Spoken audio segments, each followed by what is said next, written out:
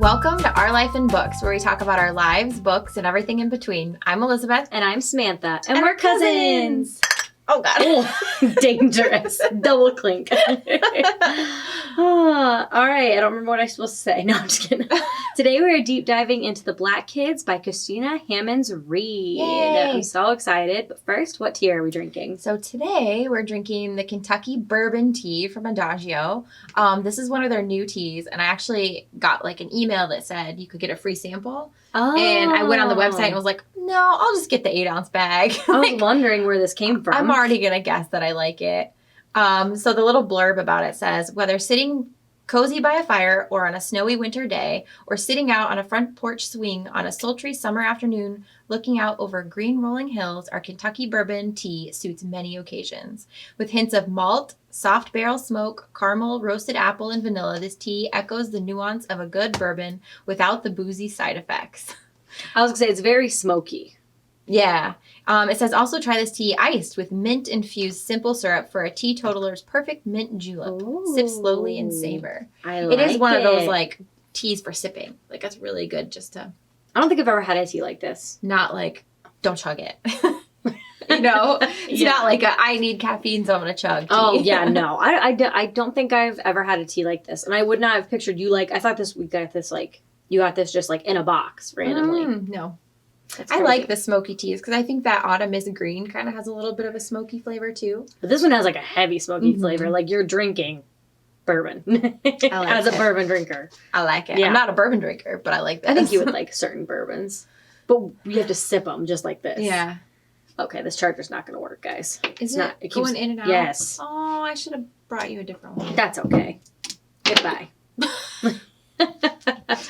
Okay, so what are you reading? So I just started like right after I finished The Black Kids. I stared Confessions on the 745 by Lisa Unger. Oh. It's a thriller. Again, like you guys know how I am with the synopsises, so I'm not going to read it, but it's a thriller. It comes out October 6th, and I don't know, just like the concept of it kind of reminds me of Girl on a Train. Yeah. How she's always like observing things. Okay.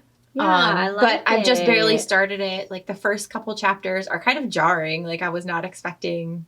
There's already like infidelity and like a wife catching her husband cheating on her via like nanny cam. So, this is just chapter 1. I know someone that did that happened too. So that's insane. Oh, yeah. Wow. So anyways, so far it's good. But I'm on a blog tour for it sometime soon. Look at you being all blog tour-esque. I love it. What are you reading? So I know you just got done with All This Time. So I want to start it. We actually want to do a book deep dive. Yes. For the podcast. So I was like, and you also just want to know my opinion, which is kind of rare when it comes to books. So I was like, I will definitely be reading this now, and I have a purpose. It's just one of those books. Have we said what book it is yet? Sorry, we should probably do that before we. I think I did, right? Nope. Maybe I said All This Time, but I didn't say who it was by. Sorry. All This Time by Mickey Daughtry and Rachel Lippincott, and it just came out, right? Yeah, September 29th. No, it's not even out yet. Oh yeah, September it's not even 29th. out. I got it sent to me too, and then I accidentally missed the deadline. But I also said I would still post about it. Yeah, because I was like, I'm so sorry, I'm bad at emails, and also I feel overwhelmed all the time. But I'm still gonna post about it. If that's okay. And she's like, oh yeah, cool. I'm like, okay, cool. But it's just one of those books that like you read it and then you need to talk to somebody about it. Oh, because do you have a comparison? No, really. No.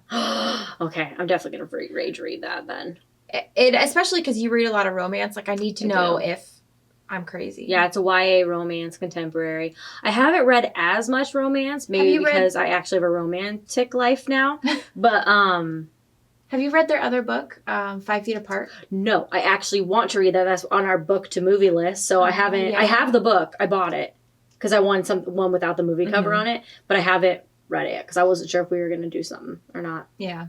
Like most of my life. Right. We need to, okay, this is a tangent. We really need to read the second You book by Carolyn Kepnes, and so I can watch the show because I really want, even though I've heard season 2 is not anything like book 2. No, but we have to follow our rules. And also, I keep seeing like memes and stuff about it, and I don't get it. Also, what's his name is in season 2, and I'm terrified that they're going to just take season 2 down. Who's in The season 2? comedian that got in trouble for propositioning underage girls all the time. But isn't he creepy in it? So Yeah. I think that's why they're going to keep it. But they took it on the episode because there's an episode of what's that? Where they're always drinking, Workaholics. They took down an episode of that where he plays that character. He's super creepy. Same character as in real life, and they took it off of Hulu or whatever. I just don't think they have the budget to like redo it. And it's so popular. I don't see them doing that. I Maybe eventually, hope like not. maybe once like the hype goes away from you, then maybe they would. Mm-hmm. Yeah, we need no, to I read didn't it. know that. Also, yeah, I forgot about that guy. I feel like when people do that, I just kind of like And then I think you put them into my brain trash. I think he's in an episode of like It's Always Sunny or something also that they removed. Really? Uh-huh. That's crazy. Anyway, tangent over. Sorry. I don't want to read too much into the synopsis either, but you can go check it out in the links below. And I think we covered it on our September new releases episode. So Yes. go listen to us gab about it then, please.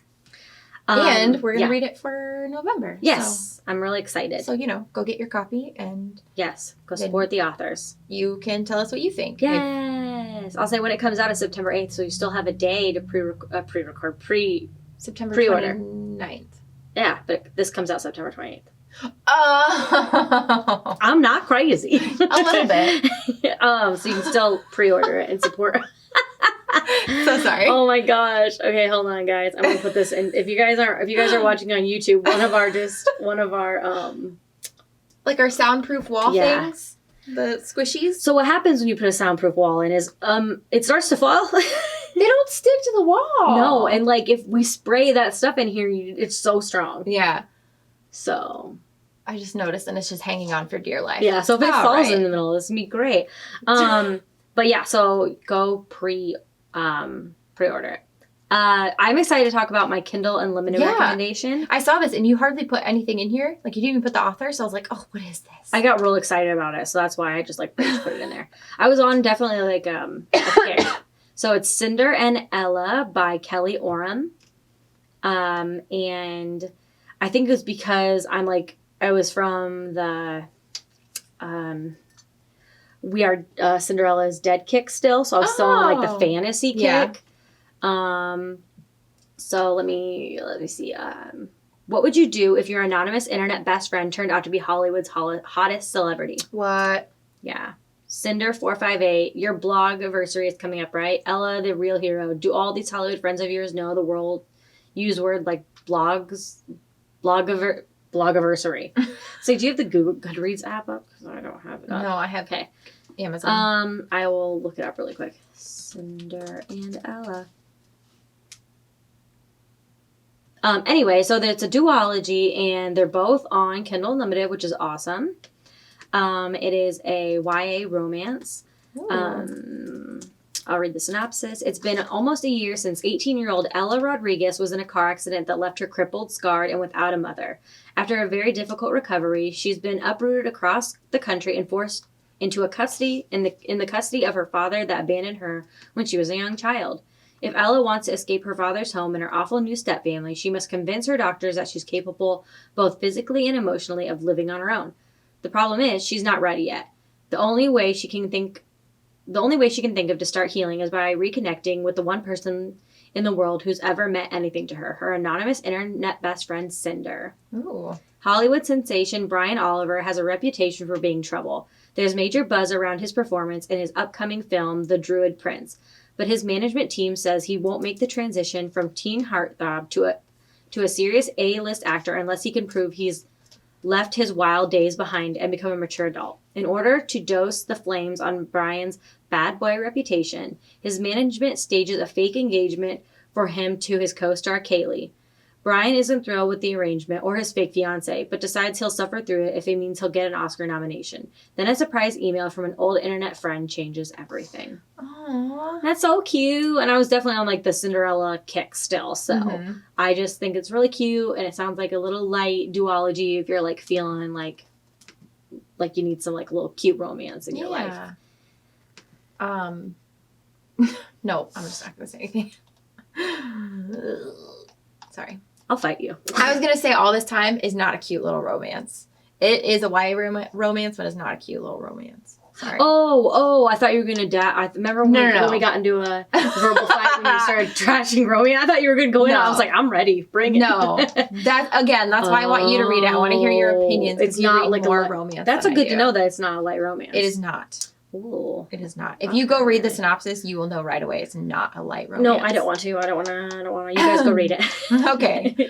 My prime reading rec this week, I wanted it to kind of fit the theme of our episode a little bit. It's called Monster by Walter Dean Myers. Ooh. This is I don't know when it was originally published. It's been years. Okay. It says 1999. So it's been years. It's been given tons of awards. I want to read the synopsis, but I don't want to read that synopsis because it's really long. Just read like the...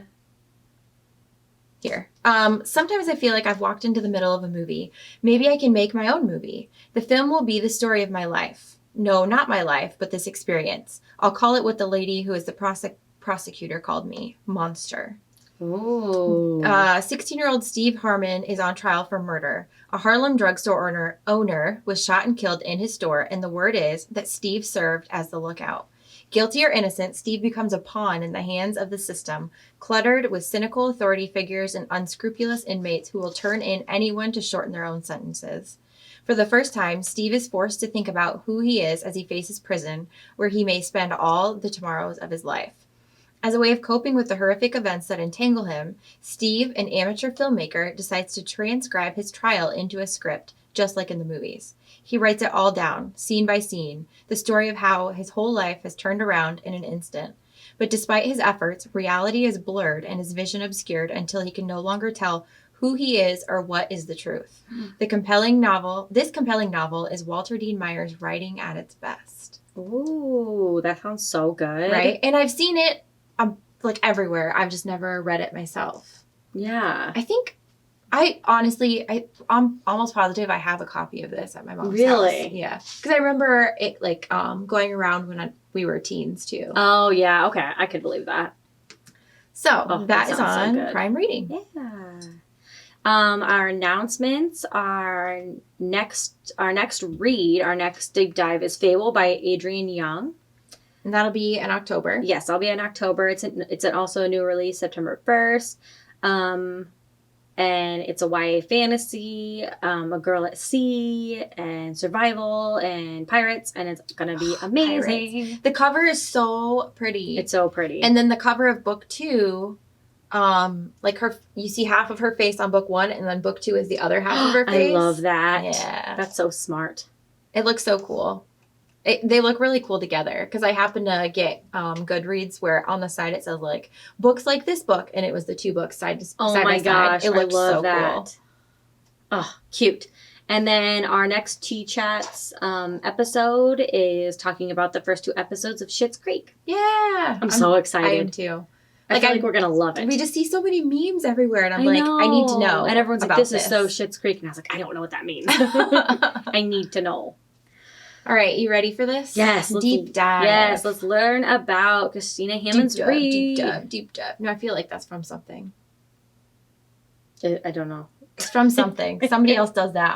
I'm stealing it. I'm sorry. All right. Do you want to read her little bio? Yes. So Christina Hammonds Reid holds an MFA in film and television production from the University of Southern California's School of Cinematic Arts. Her short fiction has previously appeared in the Santa Monica Review. She lives in Hermosa Beach, California. Yeah, so this is her debut novel, which is so exciting. Yep. Below we've linked her Goodreads, her Instagram. She's on a podcast that I really want to listen to. It's called Fierce Women Writing, but the women is like with E as an X. Oh. Inspiring you to write more. An episode released August 13th, 2020 features Christina Hammonds Reid. So they like feature an author each episode, which is so cool. And then we have a couple YouTube links. You can watch the trailer for the book, which is actually really, really cool. Yes, it's so cool. And then there's a couple episodes by Simon Teen where Christina Hammonds Reid talks about her book. One is 5 Reasons to be Riveted by the Black Kids, and then A Love Letter to Black LA from the Black Kids author. And then, there is another one. Yes.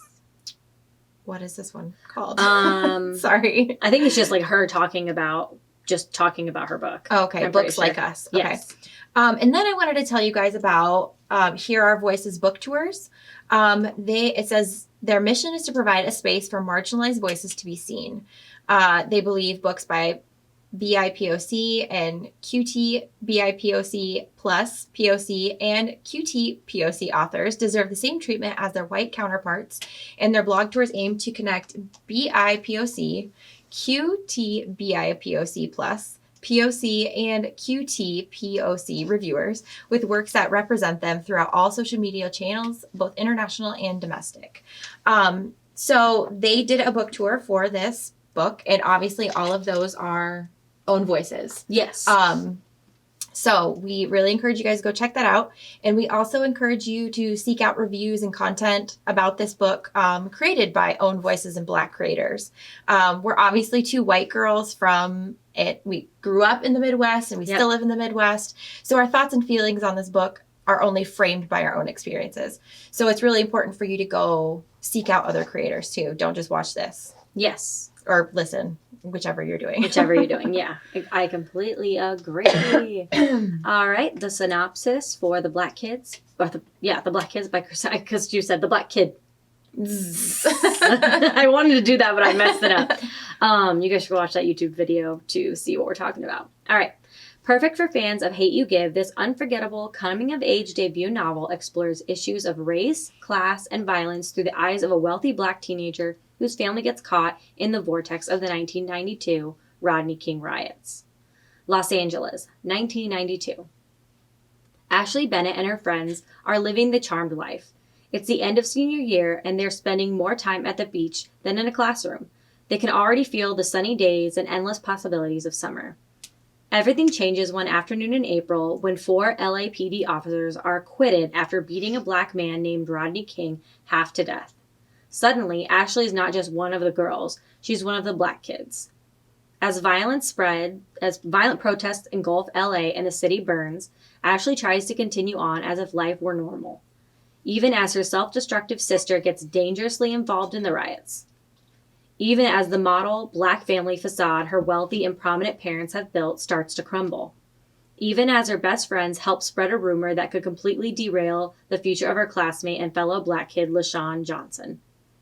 With her world splintering around her, Ashley, along with the rest of LA, is left to question who is the us and who is the them. So here's our spoiler warning. We're going to deep dive into this book. If you haven't read this book, please go support your author and buy it. And if you can't afford it, go ask your local library to request it. Yes. But go read it so that we don't spoil everything for you. Yeah, because that's no fun. We've gotten better at not going through every single detail. So we are going to skip over things. We're just going to grab the highlights and answer some questions. So definitely go read it if you want to understand what we're going to be talking about. Yeah.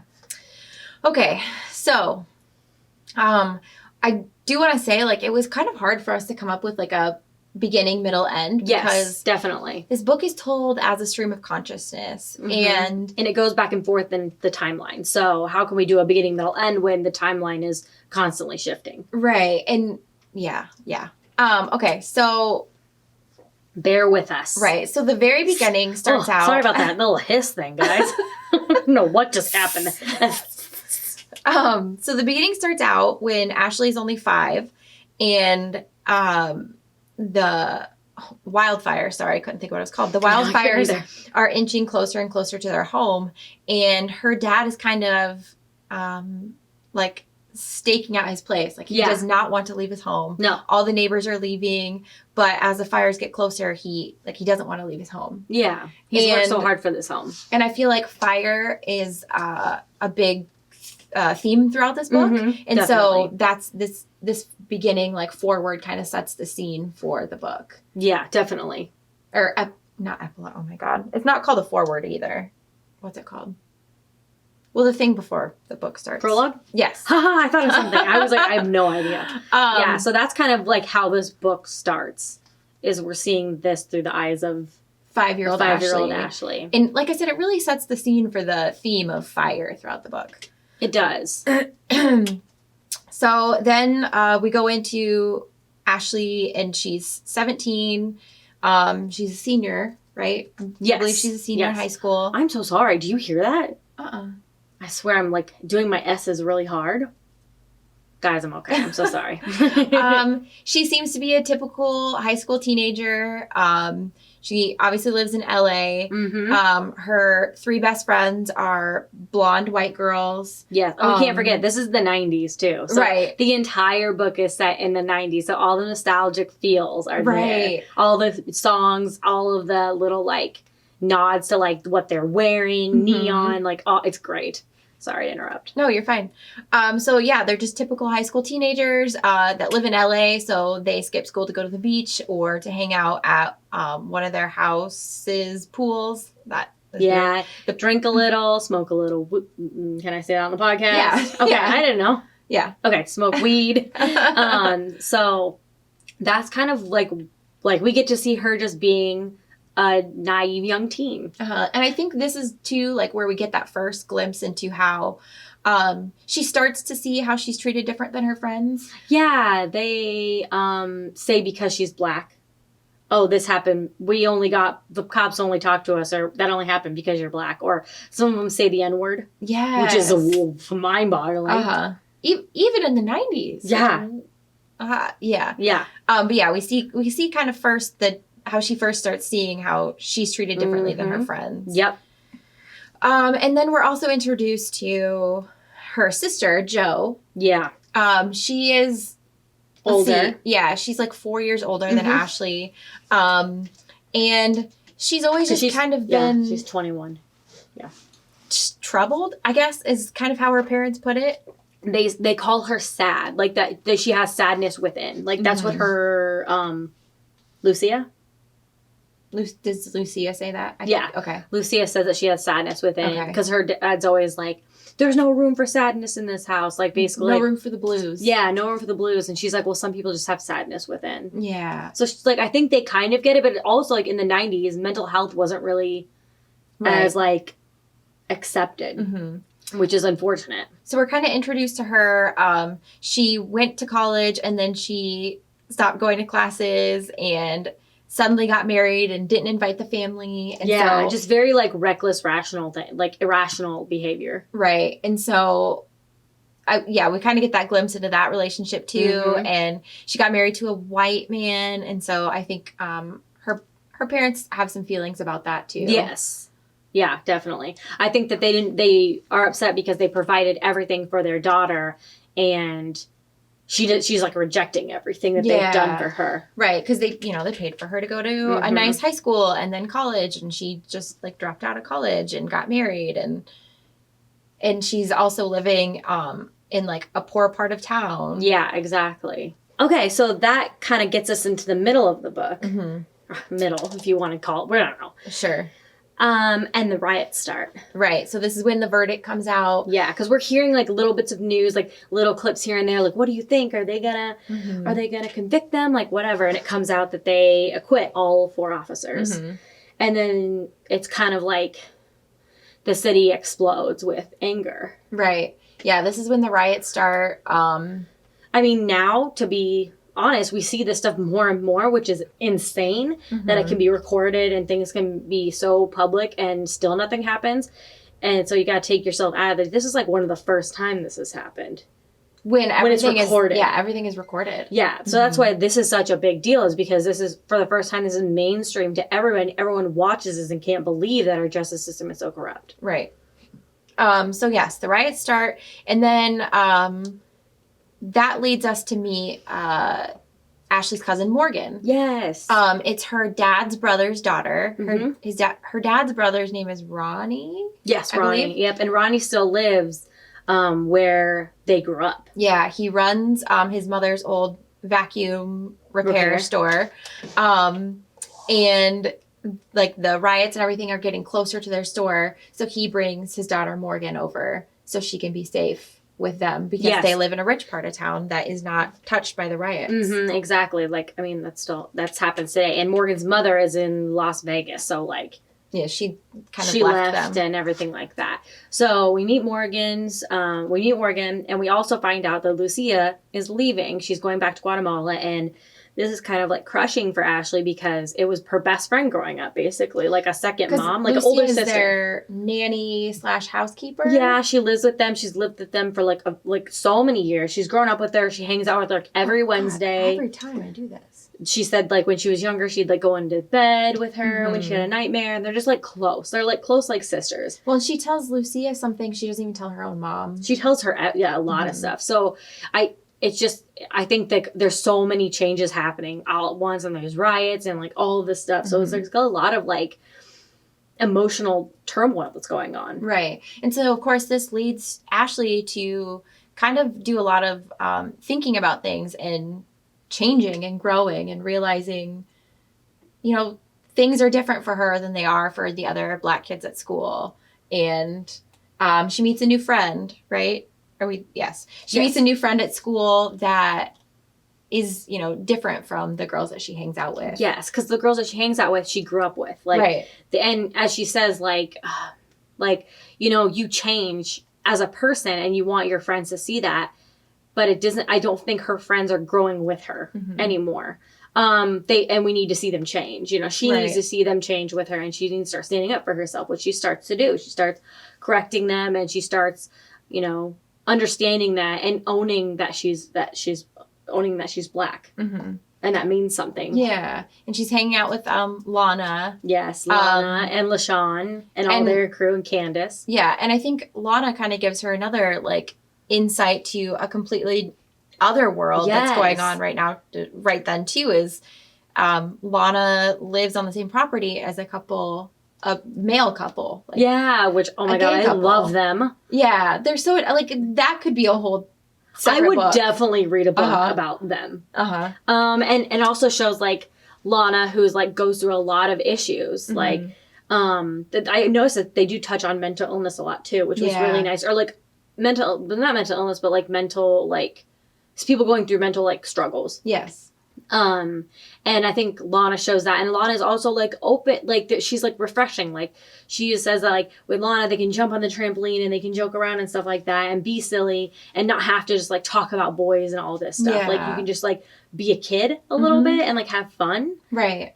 So I think and I think that's so interesting because Lana's got so many dark things happening in her life that she can still do that and be free, while Ashley's other friends who don't have any worries or cares in the world are, I don't know, almost trying to grow up too fast or something. Yeah, grow too fast. Yeah, definitely.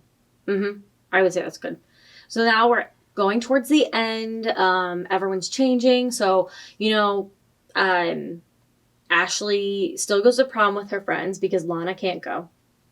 And, you know, I think that she sees her old friends, you know, like getting, you know, I think she's understanding that things are changing, and she's still like keeping this like kind of like nostalgia when they're getting ready and they're taking pictures and stuff. But it all comes to a head when we haven't talked about him because he's not really that important, even though I asked like 50 million questions at the end of that. Her friend Kimberly is dating a boy named Michael. Yes, he's like, I think he's from like New York. That's Trevor. Trevor's from New York. Yeah. I don't remember where he's from then. Sorry. But she's dating a boy named Michael, and Michael and Ashley have actually gotten close. Yeah, I think it's the kind of thing where like you know how it's so, some people say it's so easy to say something to a stranger. I think that's kind of like what it was. It's like they both didn't really know each other, and they were both in this moment, and they both shared secrets, and so they felt closer because they shared those secrets. And it turned into something, and things happened, and, you know, Ashley ends up sleeping with him. Well, on prom night, he drinks and tells Kimberly. Right. So Kimberly uses the N-word and pushes Ashley into the pool. In front of everybody. And LaShawn comes to her rescue, and she's kind of always been, like, standoffish with LaShawn. I think she doesn't want to be like all those other girls who swoon over him. Yeah. So he's a school's star basketball player. Everyone loves him. I mean, he's a very charming guy. Amazing grades. And he's just all around the coolest guy. But yeah, she doesn't want to be one of the other girls that fawn over him. Well, I've been there where it's like, I don't want to be like those girls. Like, I'm not going to do that. So he comes and he, takes care of her, and then she has to tell him that she accidentally started a rumor about him. Mm-hmm. And I think, I'm not going to get into it. It's a question. But, so she starts a rumor, she tells him, and he gets upset. I mean, rightfully so. Yeah. And then he just wants to go home. Right. And she just wants to make it better. Yes. So they basically steal her prom date, Trevor's dad's car. Yep. And head to LaShawn's house. Right. Because the riots are going on and he's worried about his family. Right. And it's right near the riots. Yeah. I try not to, I keep feel like I'm just leaning like this. I did think it was an interesting choice for her to drive a Rolls Royce into where the riots are. Yeah, I didn't even think about that. I thought it was a more interesting choice that they went in their prom attire. Uh-huh. No one brought extra clothes. Right.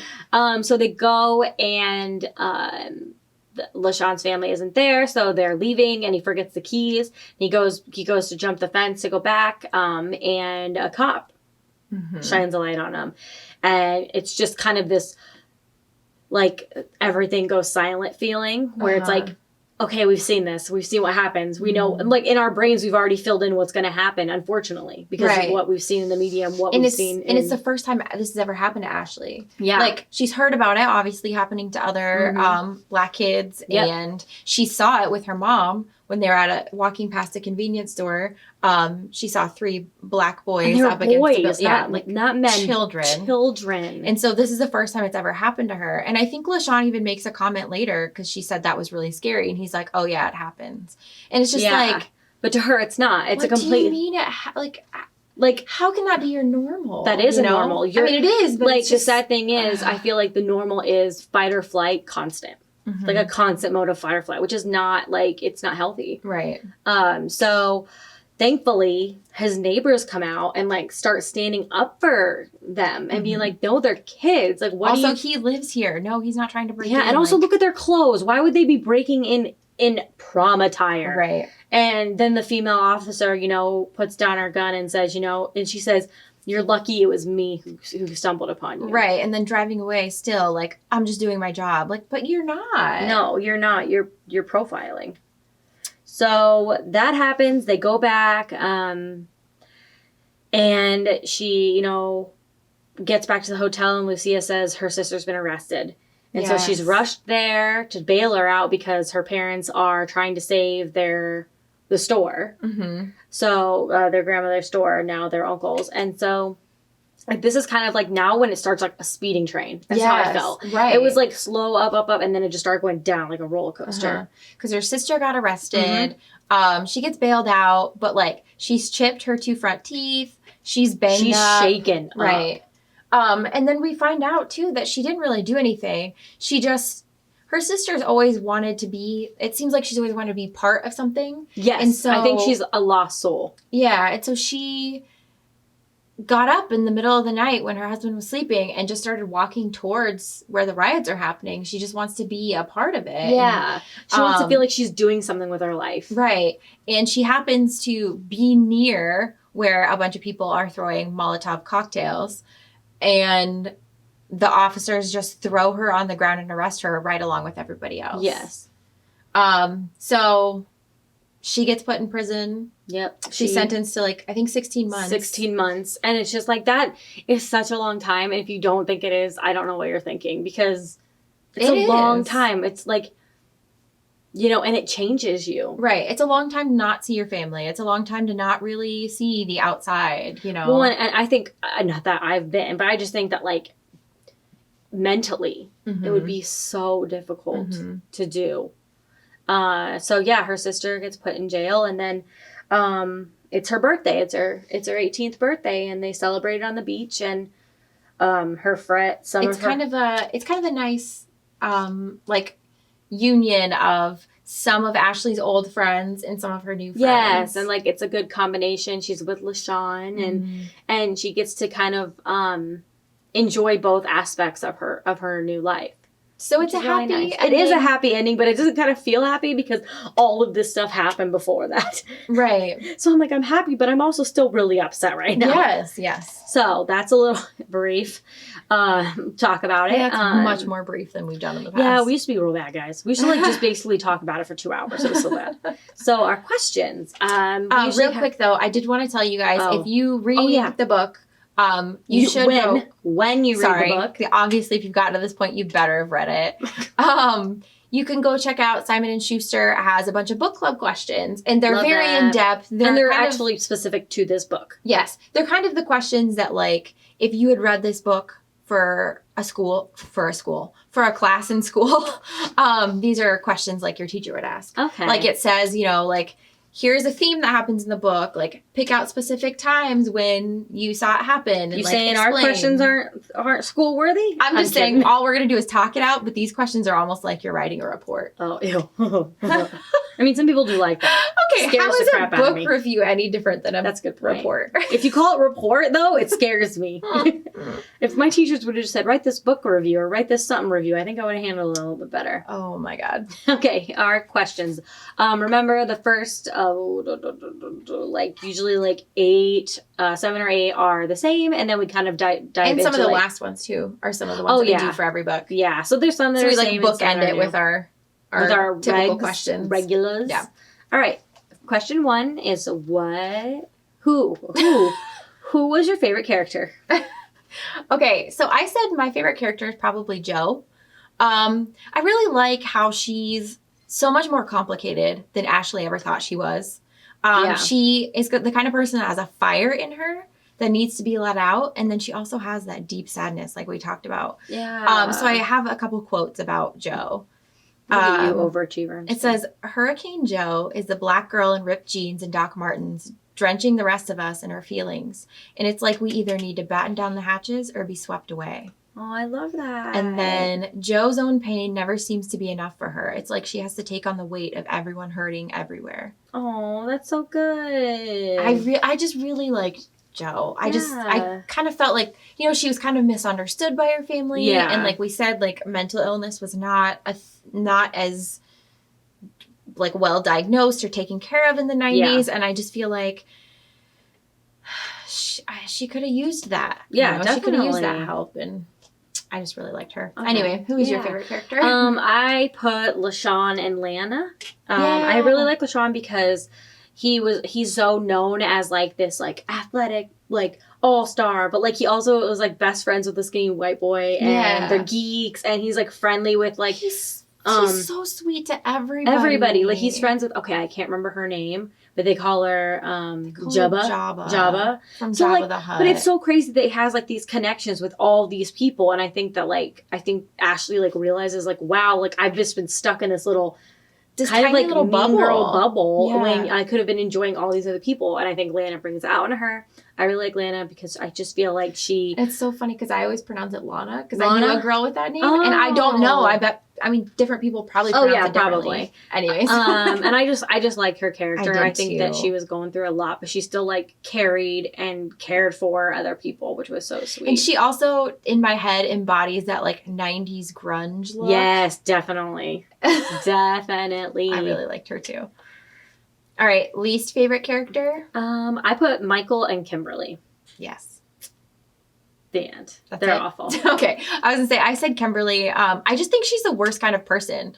Like, she's not self-aware. Yeah. And she's also not aware of the people around her. She also doesn't, I don't think she cares. No. And I put Michael only because I think he knew what he was doing. He knew what he was doing. And I think that he kind of didn't care. Like, he thought that he deserved to, like, have both. Yeah. So I didn't like that at all. Player.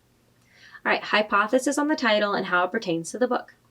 I just said it's the other black kids at school. And then, it's Ashley learning how to fit in with being one of the black kids. Yeah. I was like, it's obvious. But you know what I mean? I guess if you're not reading it. But that's what she calls them. The kids at school. It's the black kids. The black kids. So it's her realizing that she is one of the black kids. Right. All right, favorite part. Okay, I don't know if this should be my favorite, but I thought it was I liked the whole scene where Ashley got drunk and jumped on the trampoline with Lana and then met the men that lived in the big house. I just love that whole part because it was just like, I know, because I think it took, for a second there, you just got to be in the book and be happy and not think about the riots and not think about everything else. Kid. Yeah, that's what I liked. Yeah, I like what about that.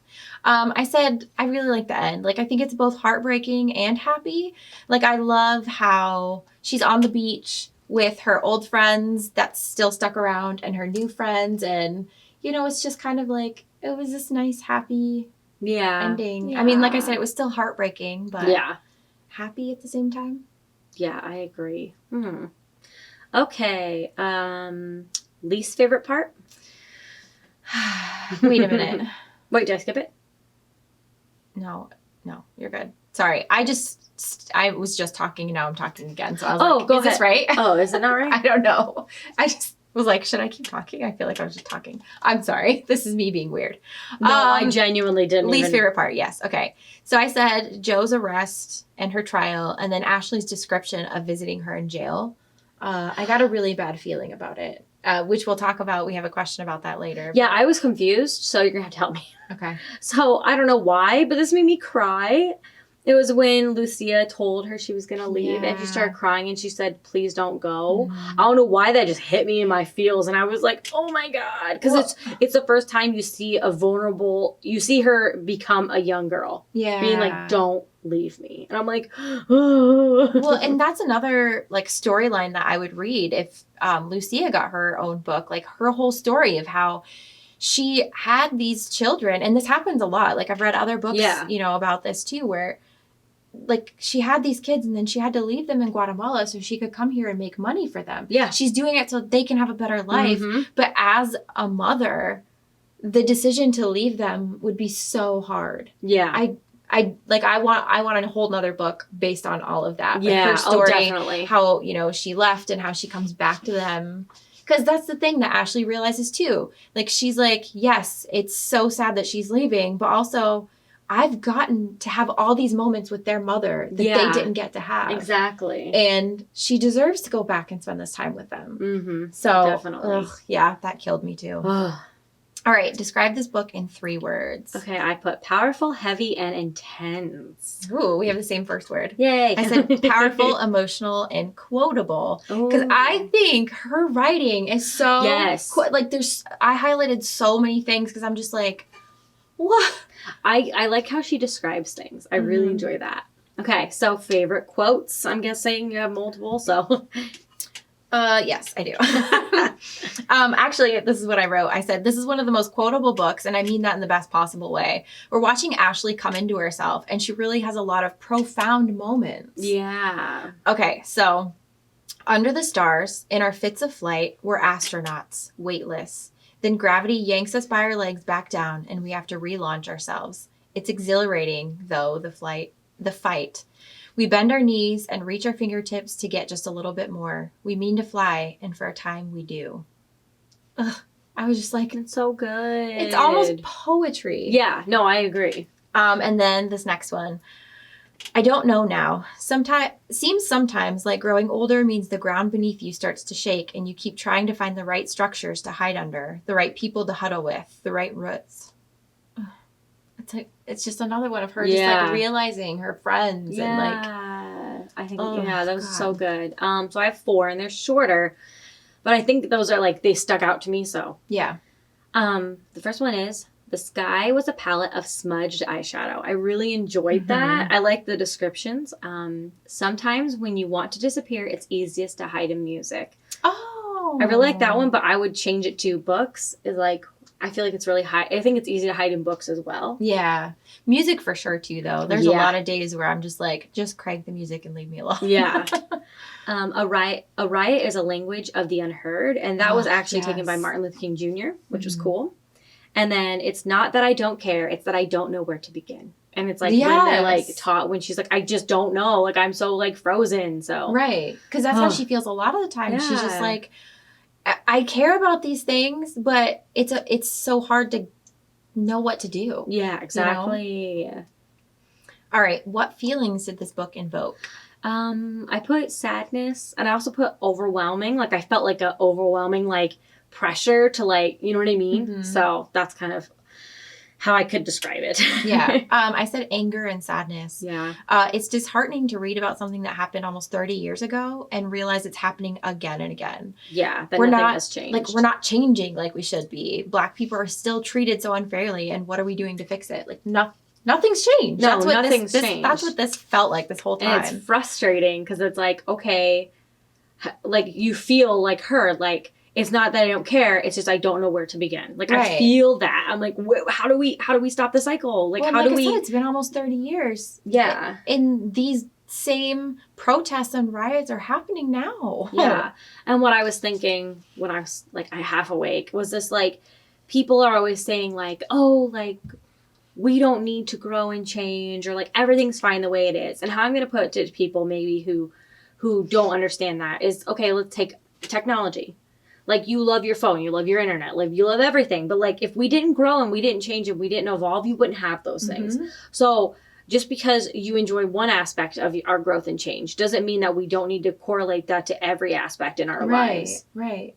Yeah, I mean, look how much technology has changed since this book was written. Like, that was one of the things that kept bringing me back to realizing this is set in the 90s. Yeah, that, and then, like, when they were out doing stuff and they couldn't get a hold of each other, I'm like, just call. And then I'm like, oh, yeah, they can't. Like, I know. she had to use a payphone. Yeah. And, like, so we're seeing how much things have changed since then. Yes. But then at the same time, how much things have not changed Exactly. at all. And the things that are important aren't changing. Right. And aren't evolving and aren't growing for better, which is frustrating. But I did say there's also hope. I think the book ends on a hopeful note. Even though Ashley didn't get into the school she wanted, she's realizing all the things she has to be thankful for. She has all these new friends, and she has a family that loves her, and it seems like her family is more open now. Like, they were holding a lot of things back from each other. Yes. It just seems like they're, like, everyone's kind of in a better place, maybe. I think so. Other than Joe. Again, I really want to talk about that, but It stressed me out. No, I'm just kidding. Sorry. Okay, which character do you most identify with? Okay. So I said Joe only because I like her, and then Heather probably. Yeah, I put the same people. I said Heather is the white girl desperately trying to figure out who she is, and also, like, always doing something radical to try and express herself. And then she also seems like she's trying desperately to be woke.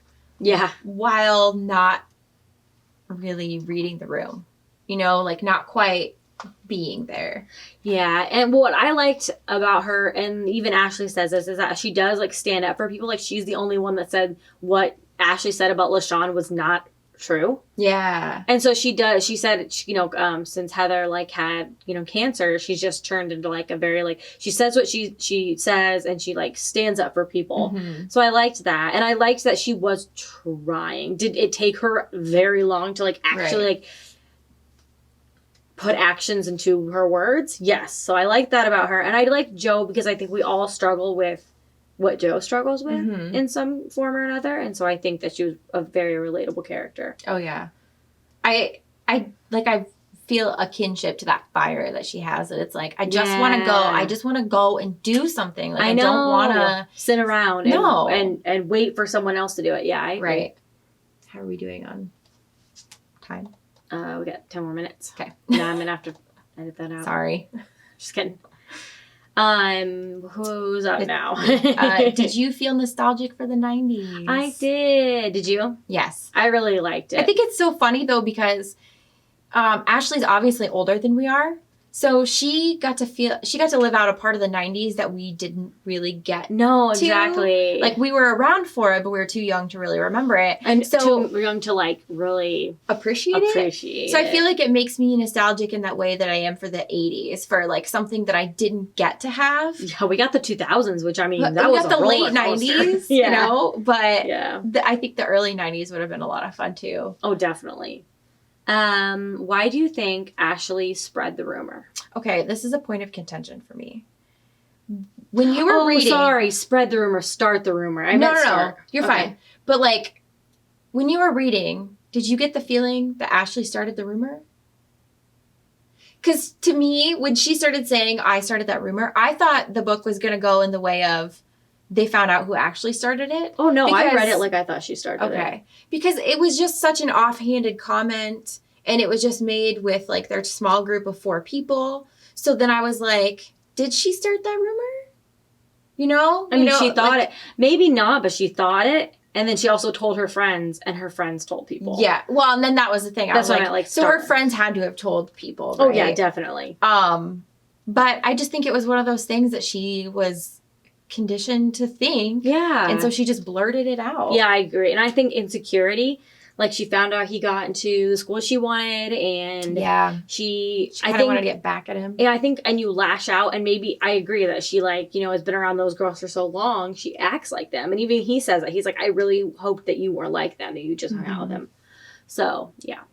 But yeah, that was just the feeling I got, because a lot of books kind of do that, where the main character thinks they've done something, but they did it in such a small way that it wasn't really them, it was somebody else. And it just felt so small to me. Yeah. It wasn't like she announced it to a bunch of people. No, but I think it just spiraled. Unfortunately, she's the one who started it, technically. Right. Yeah. And she took ownership for it. None of those girls were going to take ownership for it. Right. That's true.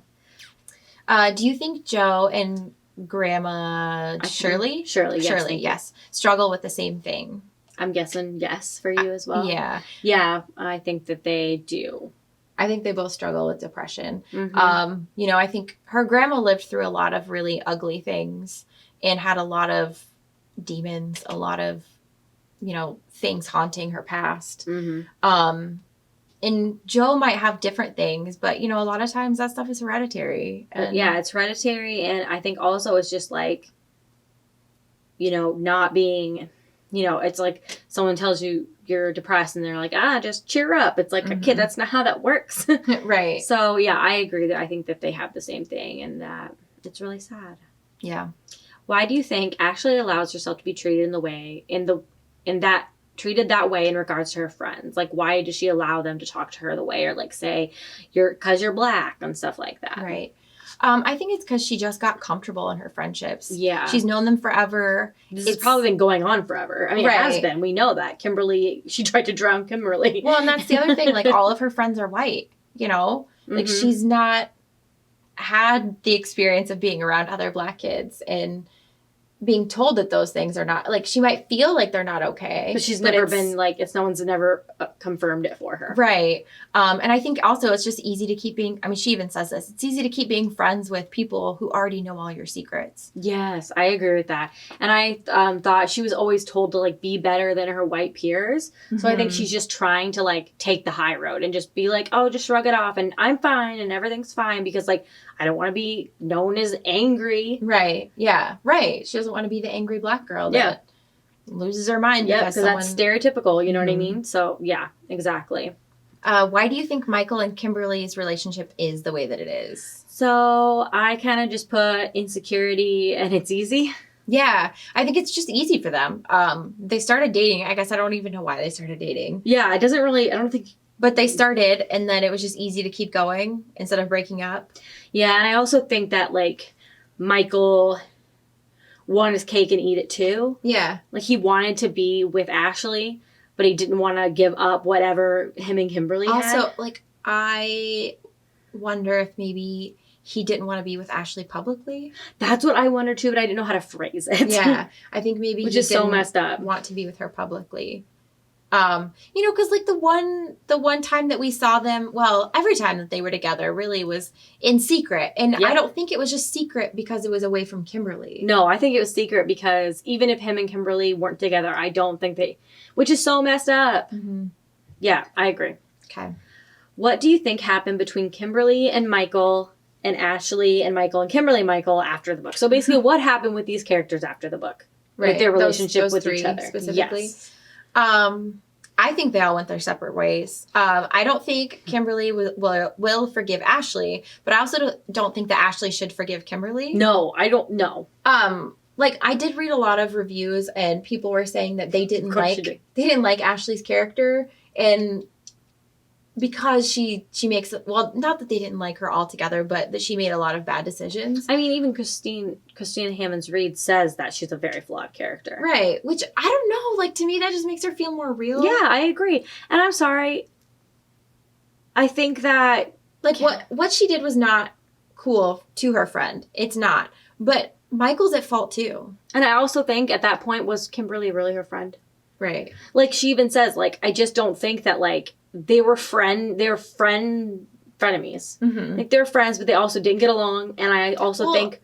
Right. Isn't Kimberly the girl that she tried to drown when she was young? Because she said that black girls can't be mermaids. Right. And I think that the entire thing, I don't, like, consider... I think she's just a friend because they've always been friends. Mm-hmm. And she appreciates that. But I think, like, when she starts seeing Michael, she doesn't really consider Kimberly a friend at that point. But then I also think that, like, Ashley wouldn't give Michael the time of day anymore either. Like, I really hope that that's how that ends. Oh, I think so. I agree.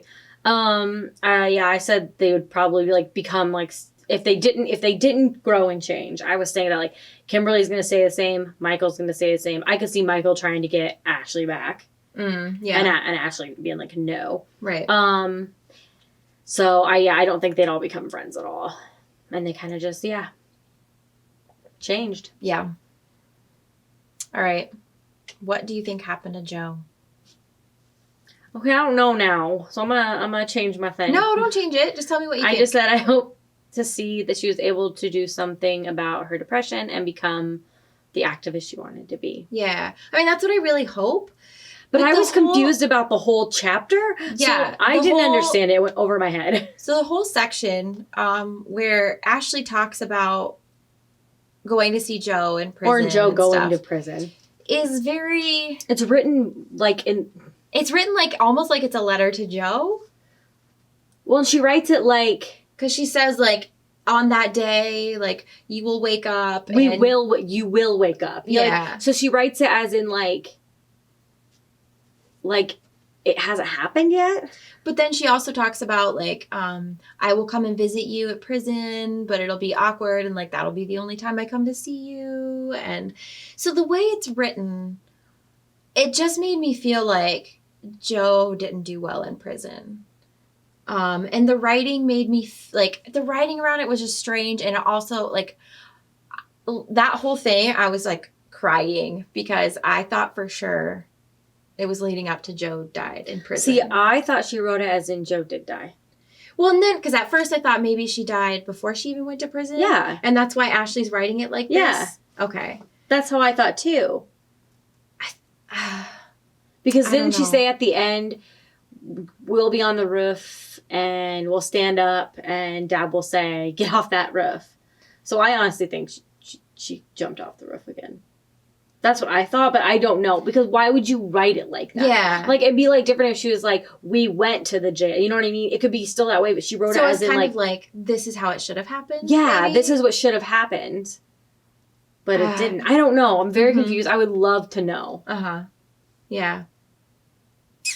But then why would she be happy at her 18th birthday? So maybe it just didn't go well for her. Well, but maybe that was all of her friends, too, trying to, like, help her cope and like, you know, because I don't think we hear much from... No, it doesn't really say anything about Joe at the end. No.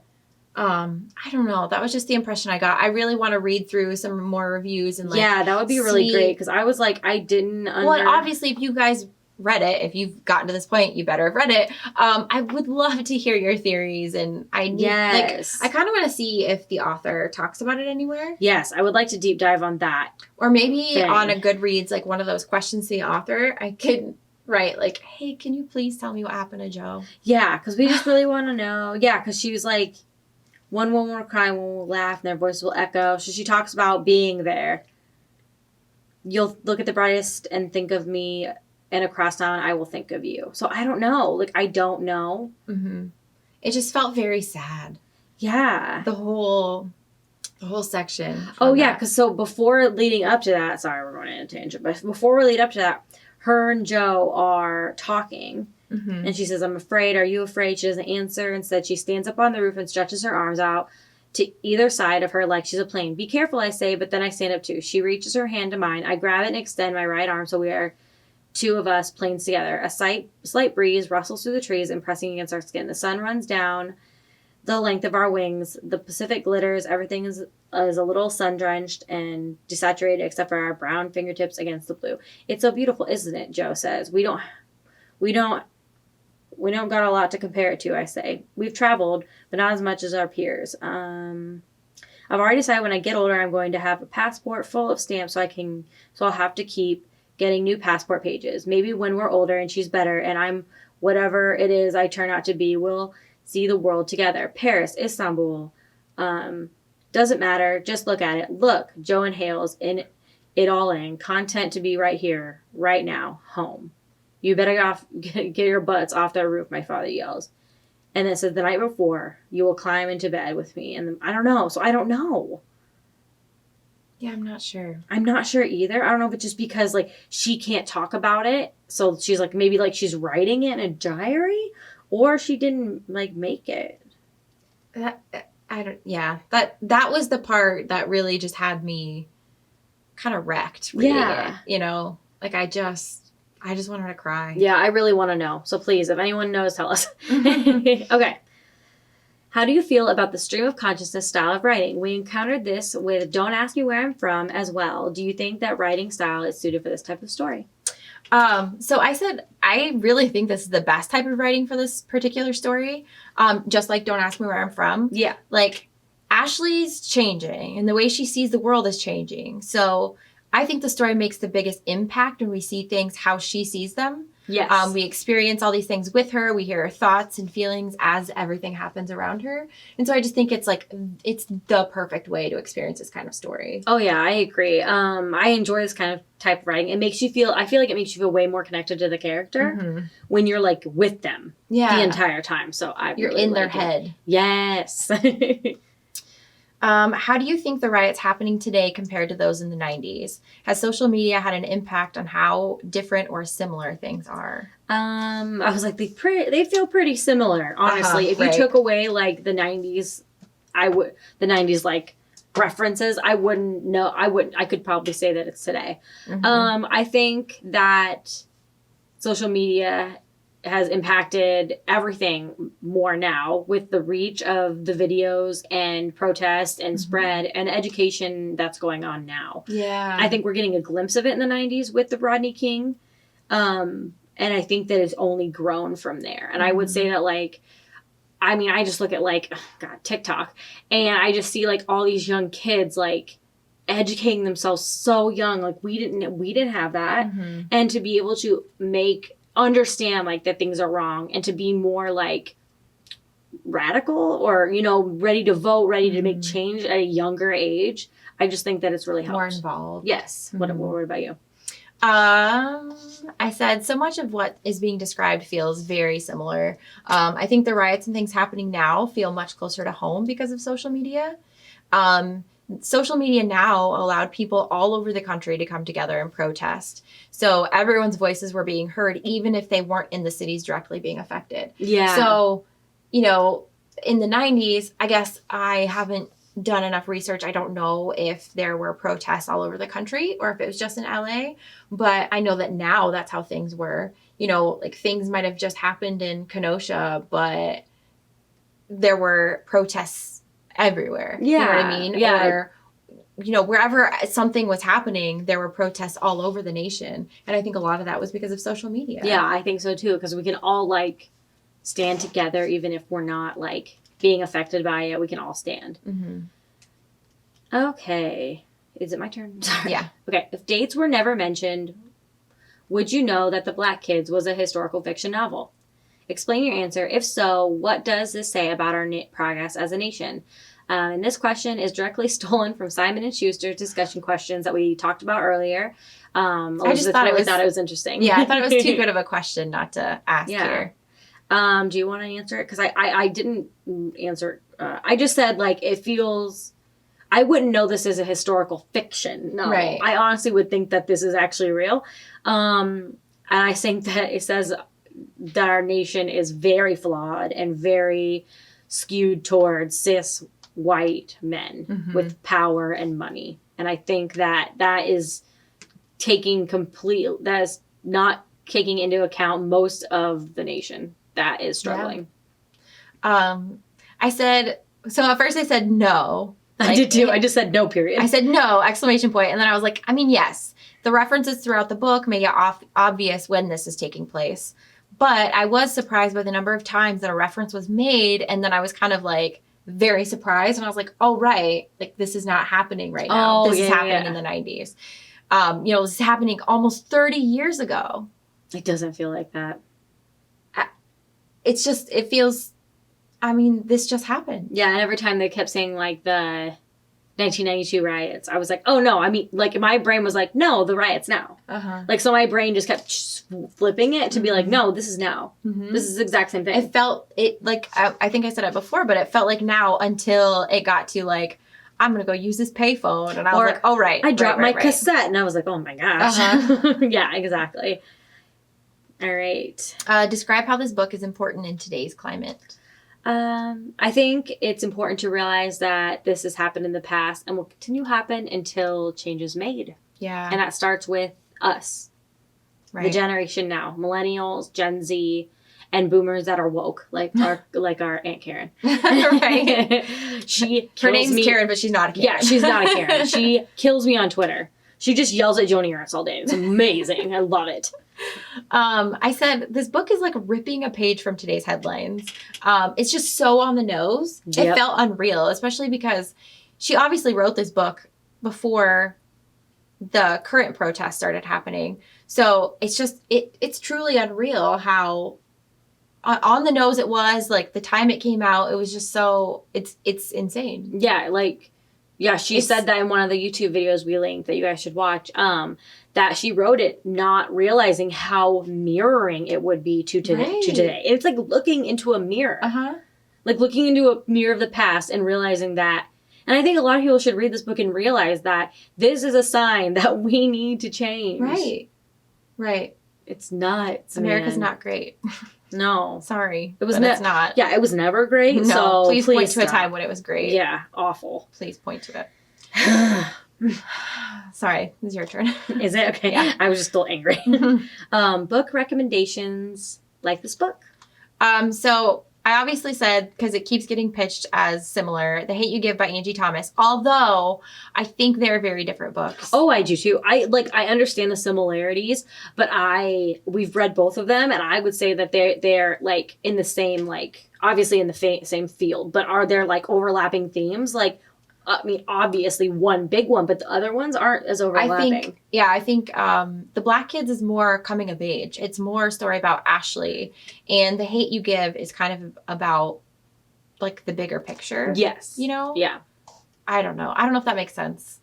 It kind of does, yeah. I also put Stamped by Abram X. Kendi and Jason Reynolds. Only because, and I want to read it again. I want to listen to it again. I got an audiobook. It just explains, like, how the Black community has been treated throughout the ages. Right. And it's called Stamped from the Beginning. So it breaks down, like, how these things have happened throughout our history. And it breaks down, like, words you don't understand, or maybe, like, you don't understand, like, why some Black figures are, like, held up in white society and some aren't. And it just, it's just basically who chooses to, like, blend in and go with what white people want, who don't. And it's just, it's very informative. And I enjoyed it. And I actually don't really, you guys know I don't like history, but I want to listen to it again because it gave me so much education to, like, understand what's going on now and how it needs to change. I was just very, very impressed by it. I also said, and also you get to hear Jason Reynolds' beautiful voice. Oh God, yes. I also said, if you like this book, you should read "Don't Ask Me Where I'm From" by Jennifer DeLeon. I think it is similar. It's got the same, like, stream of consciousness. You know, it's about a girl growing up, and then also "A Song Below Water" by Bethany C. Morrow. That one has some fantasy elements, but again, it's got the similar kind of notes to it. Yeah. Final thoughts. Okay, I have a paragraph. Should I read it? I only have a sentence, so yeah, you go first, man. Okay. No, here, I'll say my first sentence, and then I'll say my final thoughts. My first sentence is, Holy shiitake mushrooms. Perfect. Shrimp kiss. I can't say the one I came up with when I was by myself. Right. Chef kiss. What is it?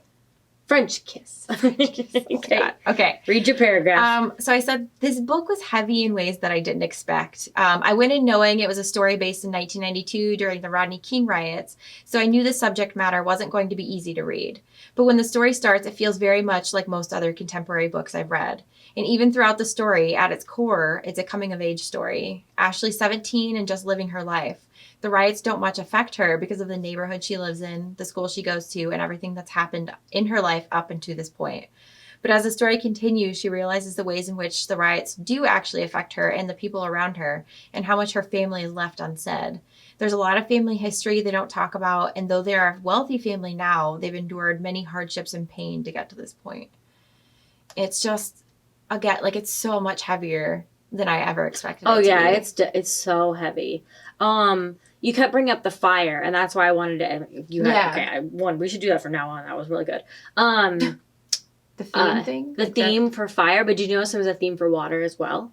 Ooh. So, like, they would go to the ocean, and at the end there was ocean. It started with fire, ended with ocean. Oh, I like that. Yeah, so I kind of noticed, like, when they would go to the, like, her and her sister went to the ocean, and that's when they got along. So it seems like, you know, it's like this polar opposite thing. Yeah. So I really liked that.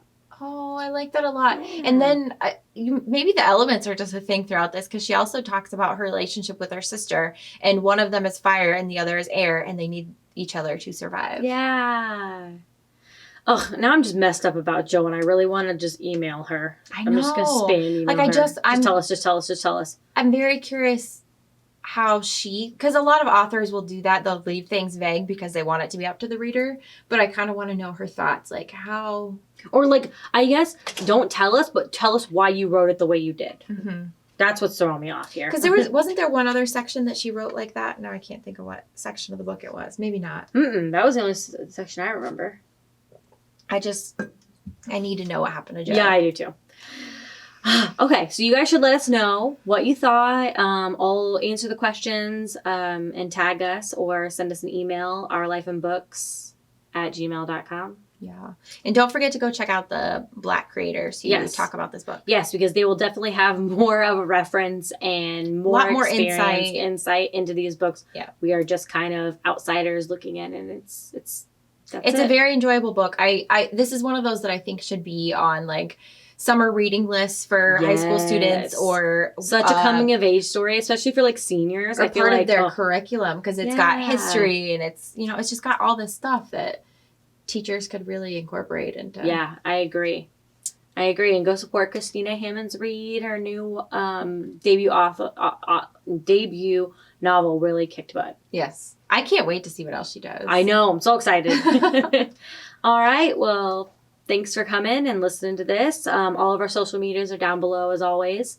Make sure to like and review the podcast. And subscribe. That would be really great. To the podcast and to our YouTube channel. Yes, we're here on YouTube now. I don't know why I always do this with my hands. I'm so sorry. Jazz hands.